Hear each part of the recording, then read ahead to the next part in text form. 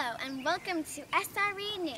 I'm Stella and today we have a special visitor here to talk to us about sound. Everybody, this is Dr. Pardue.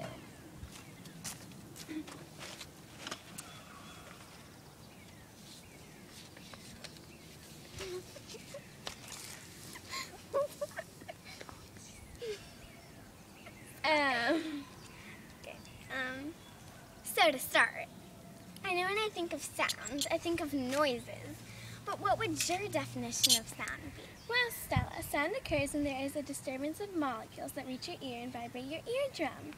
Then, to get into details, your eardrum hits the... so here's the ear, and then here's a sound wave. And the sound wave enters your ear, and then it hits your eardrum. The eardrum will then hit the isosceles, and then the isosceles touches the cochlea, which is like this kind of big thing. And then the cochlea sends like a message to your brain, and it tells you the sound and like where the sound is coming from. Yeah, cool. Now I have to ask you, how does sound affect matter? Matter is so significant when it comes to sounds. We cannot even hear sound without matter to transport the sound waves. Matter is basically sound's way of transportation. On the moon, you cannot hear any sound because there's no matter to transport the sound waves. Sound travels best through solids because the solid has more molecules. For instance, you could hear someone better if they were against the wall in another room than across the same room as you were. Oh! Now, can you tell us how sound travels? Sure. Sound travels in waves, kind of like an ocean wave, but not totally the same. A sound wave is a disturbance moving through matter. When an object vibrates, it creates molecules that squeeze together to make new vibrations. These vibrations then spread away from the object. They are called sound waves. For example, when you hit a drum, sound waves bounce off the drum. So a sound wave, and like where the molecules compress together, and here's the drum and someone hitting it. Cool! Now thank you so much, Dr. Pardue. But now we will learn more about sound with Isabelle. Goodbye!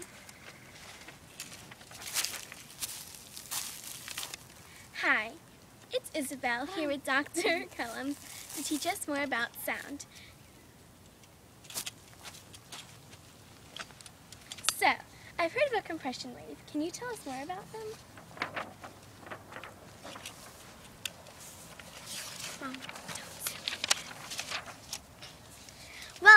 Well, Isabelle, there are two parts of a compression wave. Number one is called rarefaction, which is here in pink. Rarefaction is the part where the molecules in the wave are more spread apart. Number two is called compression. Compression is the part where the molecules are very close together or compressed together. And the distance between two compressions is called the wavelength. Neat. Now, can you tell us what frequency is? Okay. Frequency is the number of times an object vibrates per second. Cool. Now, I don't really know the word for how high or low a sound is. It is called pitch.